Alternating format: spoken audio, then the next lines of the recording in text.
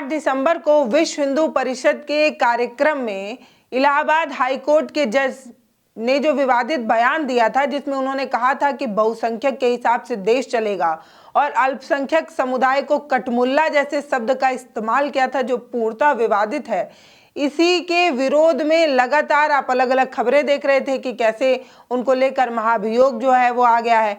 अब जब supreme court के सीजेआई संजीव खन्ना के सामने उन्हें पेश होना पड़ा, तो उन्होंने जवाब में क्या कहा और उस जवाब से नाराज सीजेआई की बेंच ने उन्हें कैसे फटकार लगाई, क्या नसीहत दी, ये आज इस वीडियो में हम आपको बताने जा रहे हैं। विवादित बयान जिसको लेकर शेखर यादव लगातार सुर्खियां बटोर रहे हैं, जिन्होंने ये बात कही थी कि सिर्फ और सिर्फ बहुसंख्यक के हिसाब से ही देश चल सकता है। इसके बाद उन्होंने अल्पसंख्यक को लेकर कई चीज़ें कही थी और इसकी सफाई उन्होंने बेंच के सामने कैसे रखी है, ये आपको बताते हैं। तो दरअसल सीजेआई जस्टिस संजीव खन्ना की अगुवाई में 5 जजों की एक बेंच थी। बंद कमरे में ये मीटिंग हो रही थी। इसमें शेखर यादव जो है उनको बुलाया गया था। हालांकि इससे पहले भी सुप्रीम कोर्ट ने इलाहाबाद हाई कोर्ट को नोटिस देकर पूरे बयान के बारे में जानकारी मांगी थी कि आखिर ये जो शेखर यादव हैं, justice Shekhar Yadav Allahabad high court के जज, उन्होंने कहा क्या, उसका पूरा विवरण दीजिए, स्पीच दीजिए, वीडियोस दीजिए और ये भी बताइए कि ये बयान उन्होंने क्यों दिया। इसका जवाब इलाहाबाद हाई कोर्ट की तरफ से सुप्रीम कोर्ट को भेजा भी जा चुका था। जवाब सुनने के बाद इन्हें तलब किया गया शेखर यादव को, और तलब जब इन्हें किया गया तो ये दिल्ली पहुंचे। दिल्ली के बाद जब 5 जजों की कोलाज बेंच के सामने जब इन्हें बैठाया गया, तब इनसे ये पूछा गया कि आपने ये बयान क्यों दिया।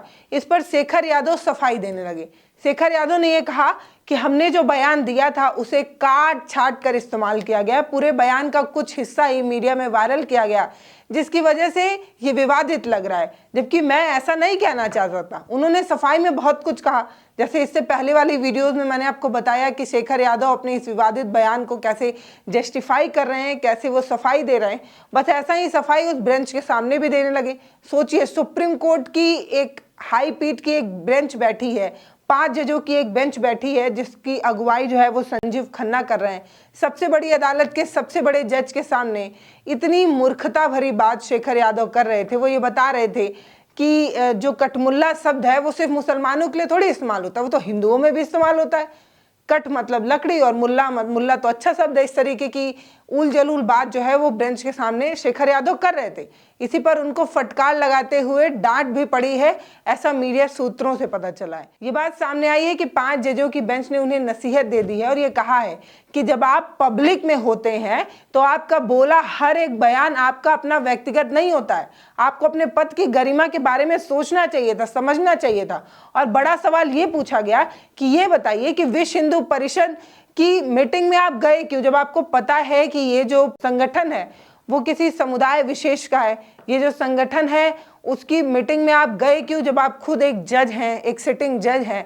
फिर आप इस तरीके के कार्यक्रम में गए क्यों, और अगर गए भी तो इस तरीके का बयान क्यों दिया, ये बड़ा सवाल है। क्योंकि आपका बोला हर एक शब्द आपके पद की गरिमा की व्याख्या करता है। जब आप पब्लिक स्पेस में कोई बात बोल रहे होते हैं तो ये आपकी व्यक्तिगत राय नहीं होती है, ये आपके बोले हर एक शब्द से आपके पद की गरिमा झलक रही होती है।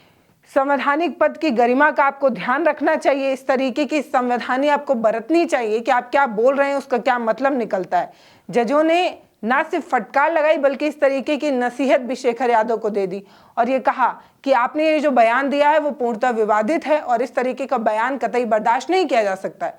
हालांकि सुप्रीम कोर्ट के इस तरीके के तलब किए जाने पर अलग अलग जगहों पर उसकी खूब तारीफ तो हो रही थी, लेकिन सबसे बड़ी बात यही है कि सुप्रीम कोर्ट किसी भी सिटिंग जज पर कोई भी एक्शन नहीं ले सकता, सिर्फ फटकार लगाने के लिए, सिर्फ इस तरीके की बात कहते हुए कि आप चाहें तो अपने हिसाब से आप जो है इस्तीफा दे सकते हैं क्योंकि आपने इस तरीके का विवादित बयान दिया है।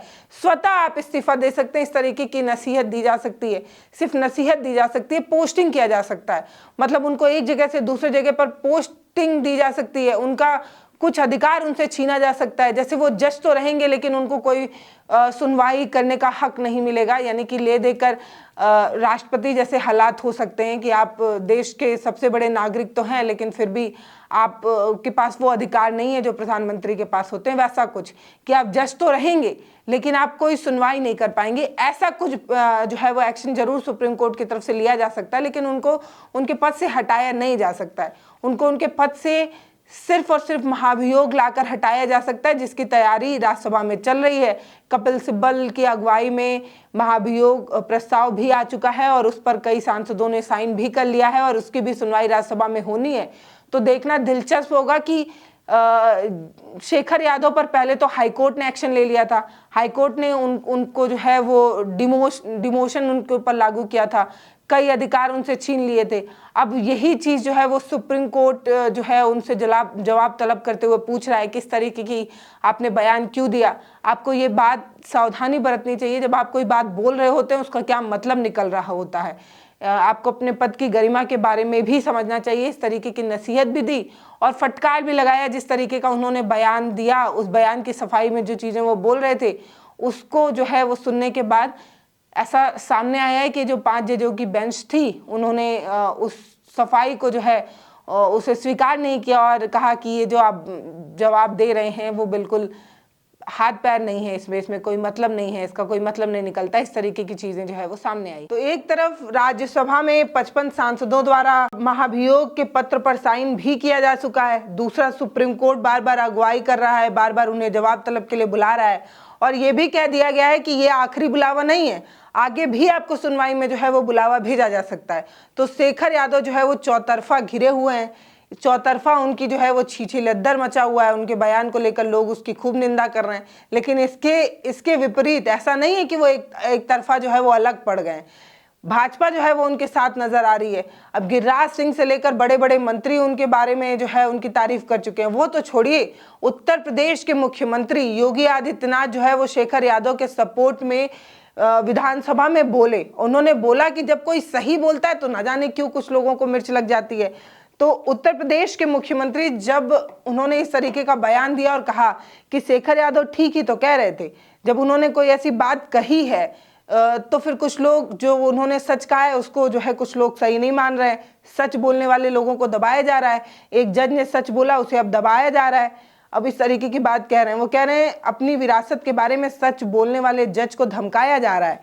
इस तरीके की चीज योगी आदित्यनाथ ने कही। उन्होंने क्या कहा वो सुनिए। इलाहाबाद उच्च न्यायालय के एक माननीय न्यायमूर्ति ने एक बात कही। उन्होंने कहा समान नागरिक संहिता तो होनी चाहिए और दुनिया के अंदर तो बहुसंख्यक समाज की भावनाओं का सम्मान हर हाल में होती है। अगर दुनिया में होती है तो भारत में अगर बहुसंख्यक समाज के हितों की चर्चा कोई कर ले, उस सच्चाई को कोई बोलता है, कौन सा अपराध हो गया? आपने देखा होगा इन लोगों ने राज्यसभा में माननीय न्यायमूर्ति के खिलाफ भी महाभियोग की नोटिस दी है। ये है, और ये अपने को लोकतांत्रिक कहते हैं, ये अपने को लोकतंत्रवादी कहते हैं। संविधान की पुस्तक साथ में लेकर के चलते हैं, तनिक भी शर्म नहीं है इन लोगों को। ये संविधान का गला घोंटने वाले लोग हैं। यानी समान नागरिक कानून देश के अंदर नहीं होना चाहिए क्या? दुनिया के अंदर बहुसंख्यक समाज जो कहता है व्यवस्था वैसे संचालित हो। अब बड़ा सवाल यही है कि योगी आदित्यनाथ कह रहे हैं कि सच बोलने वाले लोगों को दबाया जा रहा है, धमकाया जा रहा है। तो क्या उनको इलाहाबाद हाईकोर्ट दबा रहा है? क्योंकि इलाहाबाद हाईकोर्ट जो है वो शेखर यादव के खिलाफ जो है वो एक्शन ले चुका है। तो क्या सच इलाहाबाद हाईकोर्ट भी नहीं सुन पा रहा है? इलाहाबाद हाईकोर्ट भी सच को दबाने की कोशिश कर रहा है। दूसरा सबसे बड़ा सवाल यह है क्या सुप्रीम कोर्ट भी सच नहीं बर्दाश्त कर पा रहा है? क्योंकि सुप्रीम कोर्ट जो है वो शेखर यादव को फटकार लगा चुका है, उनके लिए जवाब तलब कर चुका है, उन्हें बुला भी चुका है। तो क्या हाई कोर्ट और सुप्रीम कोर्ट जवाब तलब जो कर रहा है वो सच नहीं बर्दाश्त कर पा रहा है? सबसे बड़ा सवाल यही है। दूसरा ये कि योगी जी आप खुद एक प्रदेश के मुख्यमंत्री हैं, आपने भी तो संविधान की शपथ लेकर ही जो है वो पद पाया है। तो क्या संविधान की शपथ जो आपने ली वो शपथ लेकर आप भूल गए हैं? क्योंकि इन्होंने कहा कि देश संविधान से नहीं बहुसंख्यक की इच्छा से चलेगा। तो शेखर यादव के साथ जब योगी आदित्यनाथ जी उनके सपोर्ट में विधानसभा में बोलते हैं तो बड़ा सवाल यही है कि जिस सदन में, जिस जगह पर मुख्यमंत्री जी ये बात बोल रहे हैं वो खुद संविधान के नियम के अनुसार चलने वाला सदन है और वहां पर एक प्रदेश के मुखिया इस तरीके की बात कर रहे हैं और दूसरा वो कि संविधान की शपथ लेकर उन्होंने वो पद लिया। तो बड़ा सवाल यही है कि संविधान की शपथ लेने के बाद एक प्रदेश का मुखिया इस तरीके से किसी विवादित बयान के सपोर्ट में कैसे आ सकता है। दूसरा सबसे बड़ा सवाल यही हो सकता है कि सिर्फ और सिर्फ इलाहाबाद नहीं, इलाहाबाद के हाईकोर्ट नहीं, सुप्रीम कोर्ट भी जो है वो सच नहीं सुन पा रहा है। बड़ा बात यह है। और मुख्यमंत्री जी क्या कह रहे थे? मुख्यमंत्री जी ये कह रहे थे जब कोई शोभा यात्रा, जब कोई हिंदुओं की शोभा यात्रा मुसलमानों की गली से होकर गुजरती है तो हंगामा क्यों मचने लगता है। अब योगी जी ये बात जो है वो विधानसभा में कह रहे थे। अब सवाल तो ये होना चाहिए कि ये बात जो योगी जी विधानसभा में कह रहे हैं, ये सवाल तो उन्हें करना ही नहीं चाहिए था। ये सवाल तो विपक्ष उनसे करता कि बताइए कि लॉ एंड ऑर्डर आपके हाथ में है, नियम व प्रशासन तो आप चलाने वाले हैं। उसके बाद आप इस तरीके की बात कह रहे हैं कि जब कोई शोभा यात्रा, हिंदुओं की शोभा यात्रा मुसलमानों के इलाके से निकलती है तो हिंसा कैसे भड़क जाती? हिंसा आपकी लापरवाही की वजह से भड़क जाती है, आपकी लॉ एंड ऑर्डर की कमी की वजह से भड़क जाती है। इस तरीके की बात होना चाहिए, जिससे सवाल पूछा जाना चाहिए, जिसे जवाब देना है वही सवाल पूछ रहा है। कितना उल्टा हो रहा है उत्तर प्रदेश में। बड़ी बात तो यही है, ना तो महंगाई पर चर्चा है, ना तो युवाओं के रोजगार पर चर्चा है। चर्चा इस बात पर है कि कोई शोभा यात्रा जो है वो अगर निकल रही है, मुसलमानों के इलाके से निकल रही है, तो भैया बवाल क्यों मच रहा है? आप बताइए, लॉ एंड ऑर्डर आपके हाथ में, क्यों भड़क जाती है हिंसा? और सारी हिंसा अभी क्यों भड़कने लगी है, पहले क्यों नहीं भड़कती थी? मतलब प्रदेश में हिंदू मुस्लिम का झगड़ा जो बढ़ा है वो कब से बढ़ा है, ये बात जनता को भी पता है। अब दूसरी सबसे बड़ी बात ये कि जो जिनके हाथ में प्रशासन है वो इस तरीके की बात जो है वो सदन में क्यों कर रहे हैं, जिनको जवाब देना है वो सवाल क्यों कर रहे हैं। बड़ी बात यही है। और ये बात कह रहे थे विधानसभा में योगी जी कि जब उनसे ये कहा गया कि मतलब ठीक है शोभा यात्रा में जो बवाल भड़का तो आप क्या कहीं भी जाकर झंडा जो है वो फहराने लगेंगे? तो उन्होंने कहा कि भगवा झंडा जो है वो भारत की धरती पर नहीं फैलेगा तो कहाँ फैलेगा? मतलब किसी के घर पर भी चढ़कर भगवा झंडा फहराया जा सकता है। इस चीज को भी कहीं ना कहीं योगी जी ने सपोर्ट देने की कोशिश की विधानसभा में। तो मुझे लगता है कि जस्टिस शेखर यादव बुरी तरीके से फंसते नजर आ रहे हैं, क्योंकि उनके जवाब को, उनके स्पीच को सुनने के बाद उन्हें फिर से सुप्रीम कोर्ट ने जो है वो तलब किया था। तलब करने के बाद 5 जजों की बेंच ने जो है उनसे बंद कमरे में बात की थी। बंद कमरे में जो बात हुई उसमें कुछ डांट, कुछ फटकार, कुछ नसीहत उन्हें दी गई है। बाकी आगे क्या होता है ये देखने की बात होगी। कहने वाले तो ये भी कह रहे हैं कि कुछ समय का ही उनका जो है वो पद बचा हुआ है, कुछ समय बाद वो रिटायर होने वाले हैं। तो फ्यूचर की चिंता में जस्टिस शेखर यादव इस तरीके की चीज़ें बोल गए। और ऐसा नहीं है कि पहले जस्टिस हैं जो इस तरीके के फ्यूचर की चिंता में हैं। इससे पहले भी कई जजों ने इस तरीके की चीज़ें की हैं। और किसी को राज्यसभा का टिकट मिल गया है तो कोई कहीं अच्छे पद पर बैठा हुआ है, तो कुछ सालों बाद अपने फ्यूचर की चिंता में जस्टिस शेखर यादव ने इस तरीके का बयान दिया है। बाकी आपको क्या लगता है वो आप हमें कमेंट सेक्शन में ज़रूर बताइएगा कि लोकतंत्र के हिसाब से चलने वाले देश को क्या बहुसंख्यक के हिसाब से चलना चाहिए? क्या देश बहुसंख्यक के हिसाब से चल सकता है, जिस देश को ये कहा जाता है कि वो लोकतंत्र की सबसे बड़ी मिसाल है, जिसे मदर ऑफ डेमोक्रेसी कहा जाता है, जिसे ये कहा जाता है कि लोकतंत्र की जननी है, लोकतंत्र की माँ है, उस भारत को ये कहा जा रहा है कि बहुसंख्यक के हिसाब से चलेगा। और उसका सपोर्ट जो है वो सिर्फ और सिर्फ एक जस्टिस ये बात कहकर भूल जाते तो अलग बात होती। उसका सपोर्ट एक सत्ता पार्टी के लोग कर रहे हैं, एक मुख्यमंत्री कर रहे हैं, वो भी संविधान की शपथ लेने के बाद कर रहे हैं। तो इसको आप कैसे देखते हो आप हमें कमेंट सेक्शन में ज़रूर बताइएगा। आपका कोई सलाह सुझाव हो तो वो भी आप हमें कमेंट सेक्शन में लिख सकते हैं। वीडियोज़ को शेयर करिए और लोगों का जो है वो सजेशन कमेंट सेक्शन में आए, ऐसी हमें उम्मीद है। बाकी चैनल आप सब्सक्राइब कर रहे होंगे, ऐसा हम आपसे आशा कर सकते हैं। बहुत बहुत धन्यवाद।